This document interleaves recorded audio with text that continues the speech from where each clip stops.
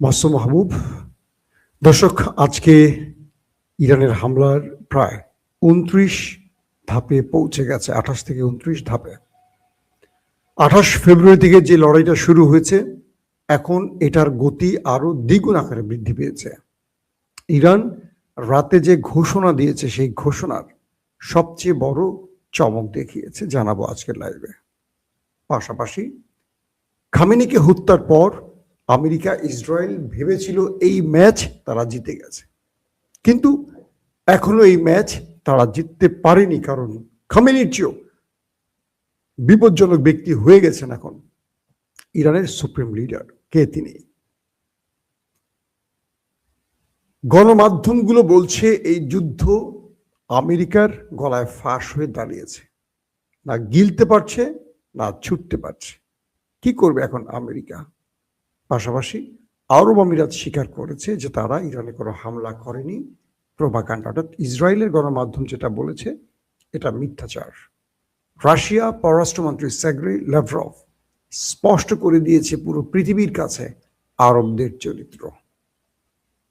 তার এক বক্তব্যে পুরো আরব দুনিয়া এখন ঝড় উঠছে। দর্শক, চলুন আপনাদেরকে এছাড়া আরো অনেকগুলো গুরুত্বপূর্ণ খবর এই লাইভ সেশনে জানাবার চেষ্টা করছি। আপনারা শুনতে এবং দেখতে পাচ্ছেন ক্লিয়ার, তাই তো? আমাকে একটু কমেন্ট করে জানাবেন। অনেকে লাইভের মাঝামাঝিতে ঢোকেন, তারপর আমাকে কমেন্ট করেন, ভাই এইটার খবর দেন, ভাই ওইটার খবর দেন। খবরগুলো আমি প্রথম মিনিট থেকে দেওয়ার চেষ্টা করি আপনাদের। আপনারা যারা লাইভের মাঝখানে ঢুকবেন তারা অনুগ্রহ করে লাইভটা শেষ করে প্রথম থেকে বাকিটুকু দেখলে হয়তো আপনাদের প্রশ্নের উত্তরগুলো আপনারা পেয়ে যাবেন। এখন যারা লাইভের শেষে ঢুকবেন, মাঝে ঢুকবেন, তারা প্রথমের অংশটা মিস করলে, আমাকে প্রশ্ন করলে আমি আবার রিপিট উত্তর দিতে আসলে চাচ্ছি না, কারণ দর্শকরা হয়রানি হবে। সাউন্ড ঠিক আছে না? ওকে।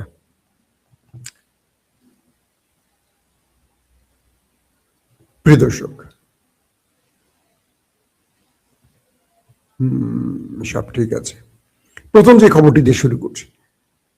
ইসরায়েল আমেরিকা মনে করেছিল খামেনিকে হত্যার মধ্য দিয়ে তারা ইরানের রেজিম চেঞ্জ ঘটাবে এবং তাদের পুতুল সরকারকে বসিয়ে ইরানকে তারা নিজের মতো চালাবে, লুটপাট করবে, যা করার সব করবে। যেমন বাংলাদেশ এবং পাকিস্তান দরিদ্র দেশ হিসাবে এই দেশগুলোকে তারা উপরে বসে সাইফার পাঠায়, সরকার পরিবর্তন হয় এবং তারা তাদের পুতুল সরকারকে বসায়, ইঞ্জিনিয়ারিং করে।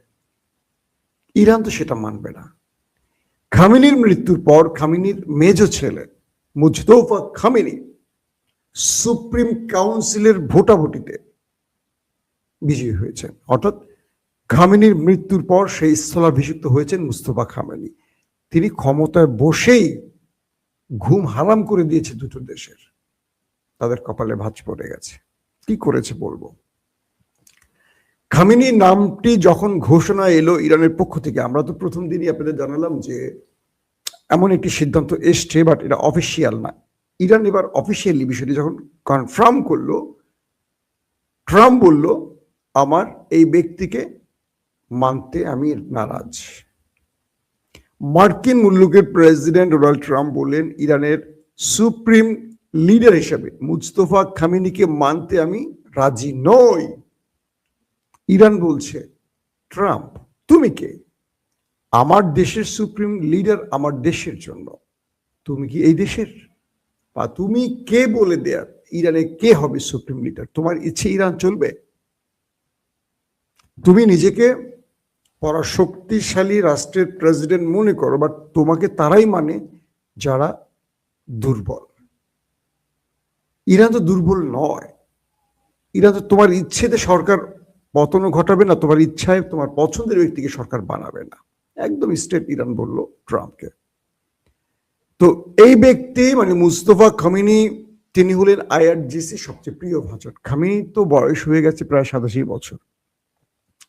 আইআরজিসিকে নেপথ্যে বসে কন্ট্রোল করতেন এই মুস্তফা খামেনি। যেহেতু যুদ্ধটা আইআরজিসি মেইনলি করছে, তাই মুস্তফাকে আইআরজিসি চাচ্ছে তাদের লিডার হিসেবে, কারণ তার সাথে তাদের কেমিস্ট্রি ভালো। এবং খামেনিকে নিচে তার বাবাকে কাছ থেকে দেখেছেন তিনি পারবেন ইরানকে ঐক্যবদ্ধ করে রাখতে। এই বিষয়গুলোকেও ইরানের জনগণ মাথায় রেখেছিল। তো খামেনির ছেলে মুস্তফা খামেনি ক্ষমতায় বসেই বিগ সারপ্রাইজ দিলেন বিশ্বকে। কাল রাতে দখলদার দেশটির ভেতরে ভয়ঙ্কর আকারে মিসাইল এবং ড্রোন অ্যাটাক হয়েছে। বলা হচ্ছে যে মুস্তফার নির্দেশে আইআরজিসি কালকে ইরানের ভেতরে বিপজ্জনক, ইরানের ভিতরে না, নেতা কাকুর বাড়িতে বিপজ্জনক সব মিসাইলগুলো হিট করেছে। ইমাদ, খাইবার শেখান, তারপর আপনার কি বলে সিজ্জির, এই যে আরো আছে নতুন নতুন ভ্যারিয়েন্টের, এগুলো চলে গেছে। এবং আরো বেশ কিছু ধরনের মিসাইল, ইরানের ক্লাস্টার বোমা, ক্লাস্টার মিসাইলও ছুটে গেছে দখলদার দেশটির ভেতরে। বলা হচ্ছে দেশটির ভেতরে শেল্টার যে জোনগুলো তৈরি করা হয়েছে মানুষের জন্য, এই মিসাইলগুলো শেল্টারে ঢুকে হিট করেছে। অর্থাৎ নেতা কাকুর দেশে যে শেল্টার তার দেশের জনগণকে রক্ষায় তৈরি করা হয়েছে, সেই শেল্টারগুলোতে গিয়ে হিট করেছে এই মিসাইলগুলো। প্রচুর শেল্টার ধ্বংস হয়ে গেছে, প্রচুর মানুষ ওপারে চলে গেছে। এবং বলা হচ্ছে যে সাইরেন পর্যন্ত ঠিকমতো বাজেনি কালকে নেতা কাকুর বাড়িতে। জনগণ বুঝতেই পারেনি হামলা হচ্ছে, সাইরেন সিস্টেমও অচল করে ফেলেছে এই হামলা। অর্থাৎ তারা যে আশায় এসছিল মিস্টার নেতাজ সাহেব, তার পুরো আশা ধ্বংস হয়ে গেছে। তিনি এখন ইরানে হামলা করছেন একদিকে, আরেকদিকে তার হামলা সহ্য করতে হচ্ছে। ইরান এবং তার মধ্যে একটা পার্থক্য আছে। ইরান আয়তনে কত বড়, ইরানের লোক সংখ্যা কত বেশি। ওরা পুরো পৃথিবীতে ছোট্ট একটা দেশ পেয়েছে, অল্প কিছু লোক। ইরান যদি চিন্তা করে যে পুরোটাই শেষ করে দেয়, পারবে। 15-20 দিনের মামলা, সিরিজ বড় বড় মিসাইলগুলো মারলেও দেশটা কতটুকু ভাই। পাকিস্তানের যে পারমাণবিক আছে, পাকিস্তান যদি একটা পারমাণবিক মারে পুরো দেশটাই তো নাই হয়ে যাবে। তো সেই দেশটার সারা পৃথিবীর মুসলমানরা ভয় পায়, একটা মাত্র দেশ ভয় পায় না, তার নাম হলো ইরান। যদি আমরা বলি শুধু একটা দেশ না, ফিলিস্তিনের হামাসও তাদের ভয় পায় না, হিজবুল্লাহ তাদের ভয় পায় না। আমরা প্রমাণ দেখলাম তো, হিজবুল্লাহ তো সিরিজ মাইট দিচ্ছে, মাইট খাচ্ছে, কিন্তু মাইট দিয়ে যাচ্ছে। তো কাল রাতে এই মিসাইল হামলায়, মানে ইরানের মিসাইল অ্যাটাকে তাদের শেল্টার জোন ধ্বংস হয়ে গেছে। গুরুত্বপূর্ণ জায়গাগুলো শুধু জ্বলতে দেখা গেছে, ধ্বংসস্তূপের রূপ নিয়েছে নেতা কাকুর বাড়ি। পাশাপাশি সাইরেন ফেল করায় মানুষ সিগন্যালও পায়নি কখন মিসাইল আসবে, ড্রোন আসবে। তার মানে ভেতরটাকে লন্ড ভন্ড করে ফেলেছে। তারপরও তারা প্রকাশ করছে না। আমি দেখলাম ফুটেজে, রাস্তার উপর যে সিসি ক্যামেরার আছে না, ওদের সিসি ক্যামেরাগুলো ওরা খুলে ফেলছে, ভেঙে ফেলতেছে। কেন? এই ফুটেজগুলো ক্ষয়ক্ষতির পরিমাণ বলে দিচ্ছে, এগুলো মানুষ যেন পৃথিবীকে দেখাতে না পারে। এই জন্য দখলদারদের বাহিনীগুলো রাস্তা থেকে সিসি ক্যামেরা সরিয়ে ফেলছে, ভেঙে ফেলছে। তারা ইরানের মাঠটা পৃথিবীকে দেখাতে চায় না। বুঝতে পারছেন কি অবস্থা? কারণ তারা নিজেরা মাইটটা শুরু করছে, এখন নিজেরা মাইটটা খাচ্ছে বেদম আকারে, মনের মতো খাচ্ছে। নিউ ইয়র্ক টাইমস তার প্রতিবেদনে বলছে যে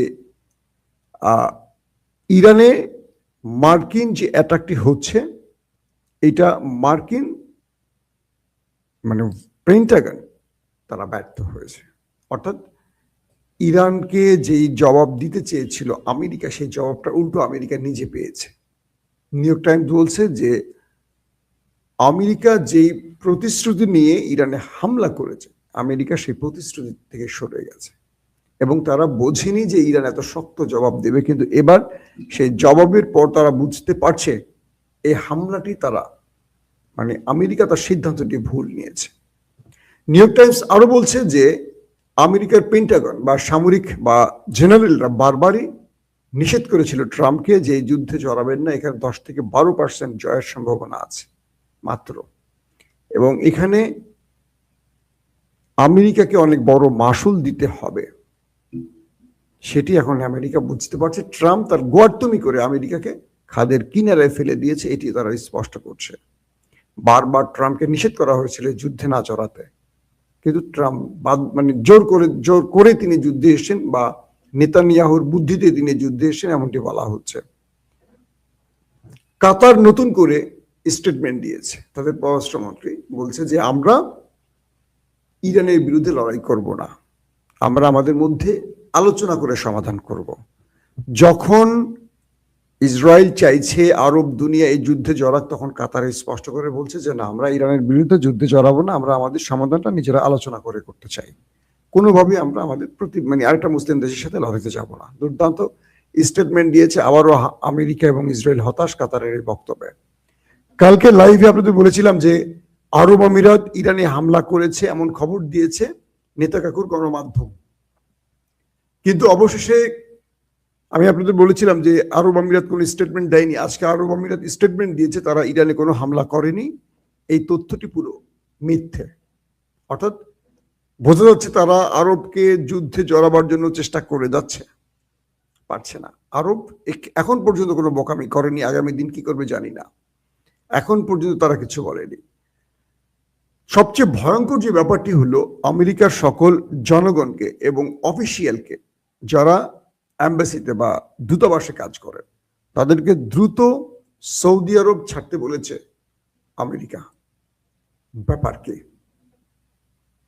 আমেরিকার জনগণ তো অনেক চলেই গেছে সৌদি আরব ছেড়ে বা আরব রাষ্ট্র ছেড়ে। এবার অফিসিয়ালদের দূতাবাসের কর্মকর্তাদের কেন দেশ ছাড়তে বলছেন? তার মানে সৌদি আরব নিয়ে বড় কোনো অ্যাডভেঞ্চারে যাচ্ছে আমেরিকা ইসরায়েল। ধারণা করা হচ্ছে নিজেরা কোনো বড় গুপ্ত হত্যা করতে পারে এবং সেটি ইরানের গায়ে চাপাবার জন্যই তাদের সকল রাষ্ট্রদূত অফিসের বা অ্যাম্বাসির অফিসের কর্মকর্তা কর্মচারীদের দেশ ছাড়তে বলেছে, এমনটি কেউ কেউ বলছেন। তবে সৌদি আরব থেকে তাদের জনগণ বা তাদের অফিসিয়ালদের সরিয়ে নেওয়ার অনেকগুলো ইঙ্গিত পাওয়া যায়, কারণ সৌদি আরব এই যুদ্ধে বড় মাত্রায় প্রবেশ করতে যাচ্ছে। মানে সৌদি আরব করবে না যুদ্ধে, সৌদি আরবের বিরুদ্ধে বড় কোনো অ্যাডভেঞ্চার নেপথ্য থেকে করা হবে এখন ষড়যন্ত্রকারীদের পক্ষ থেকে, এটি মোটামুটি আন্দাজ করা যায়। দর্শক, এখন আরব কি জড়াবে ইরানের সাথে যুদ্ধে? প্রশ্নগুলি বারবার আসে। আমরা জানি যে 1967 সালে আরবরা শেষ যুদ্ধটি করেছিল ইসরায়েলের বিরুদ্ধে এবং সেই যুদ্ধে পশ্চিমাদের সহযোগিতা ইসরায়েল শক্তিশালী হয়েছে, আর আরবরা এই যুদ্ধে গড়িমসি করতে গিয়ে হেরেছে। আর হেরেছে বলে আজ ফিলিস্তিন পরাধীন হয়ে গেছে। আর সেই যুদ্ধে যদি আরবরা জিতত, ফিলিস্তিন স্বাধীন হতো, ইসরায়েল পরাধীন হতো। উল্টোটা ঘটেছে।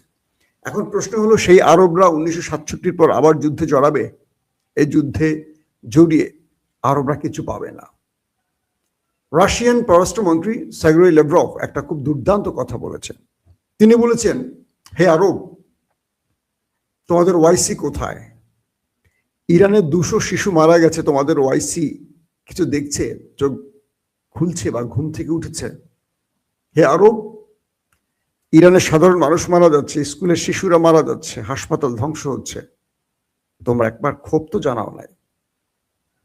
তোমরা চুপ কেন?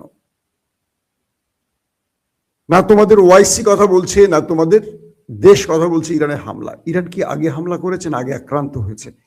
ইরান যদি আক্রান্ত হয়, তোমরা সাধারণ একটা ক্ষোভ জানাওনি কেন? ল্যাভরভ বলছেন, আরব এই যুদ্ধে তোমরা পরাজিত হয়ে গেছো, কারণ শত্রুরা তোমাদেরকে এই যুদ্ধে টেনে আনবেই। মনে রেখো, এই যুদ্ধে ইরান তো শেষ হবেই, আরব দুনিয়াও শেষ হবে।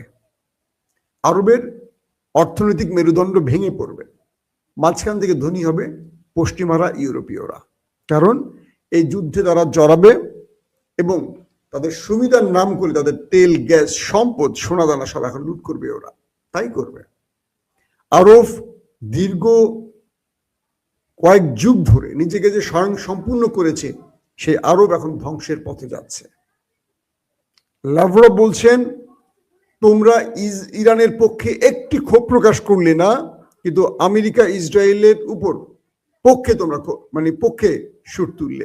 তোমরা জাতিসংঘে গেলে না। তোমরা জাতিসংঘে আবেদন করেছিলে যে ইরানের হামলা হচ্ছে, ইরান যে তোমাদের পাল্টা জবাব দিচ্ছে, সেটা নিয়ে তোমরা ক্ষোভ জানাচ্ছ। কিন্তু তোমাদের ভূমি ব্যবহার করে ইরানে যে হামলা হয়েছে, তার জন্য কি জাতিসংঘে নালিশ করেছ? করনি। মানে রাশিয়ার এই কথাগুলো যদি আরবের ঘুম ভাঙে তো ভালো। তিনি বলছেন যে ইরানে হামলা নিয়ে কেউ কথা বললেন না, কিন্তু আপনাদের দেশে যখন হামলা পাল্টা হলো তখন আপনারা প্রতিবাদ জানালেন। কেন হলো হামলাটা? কারণ আপনাদের ভূমি ব্যবহার করে শত্রুরা ইরানে হামলা করেছে, এই কথাটা আপনারা বলেন না কেন?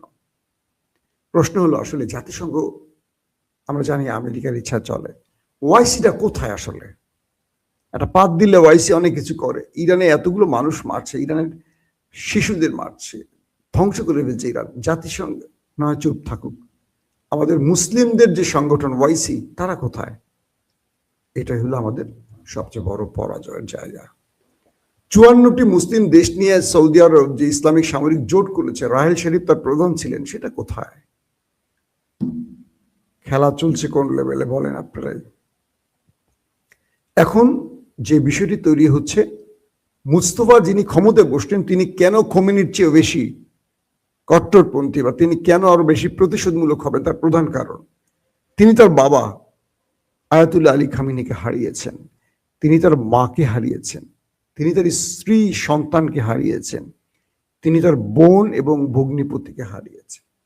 একটা মানুষ তখনই ক্ষমতায় বসছেন যখন তার পুরো পরিবারটা শেষ হয়ে গেছে। তার মানে এই ব্যক্তি যে প্রতিশোধ নেবে এটা ভয়ঙ্কর হবে, এটা অনুমান করা যায়। দর্শক, বিদায় নিচ্ছি এখনকার মতো। আমাদের কাছে আরো অনেকগুলো খবর জমা ছিল আজকে, আমরা এই মুহূর্তে দিতে যাচ্ছি না, আপনাদেরকে বেশি বড় করলে অনেক সময় লোড নিতে হয়। ইফতারের আগে কিংবা পরে আমাদের সেকেন্ড সেশনে বাকি গুরুত্বপূর্ণ খবরগুলো জানাবো, কারণ লড়াইটা এখন চলছে সমান্তরে। আল্লাহ হাফেজ।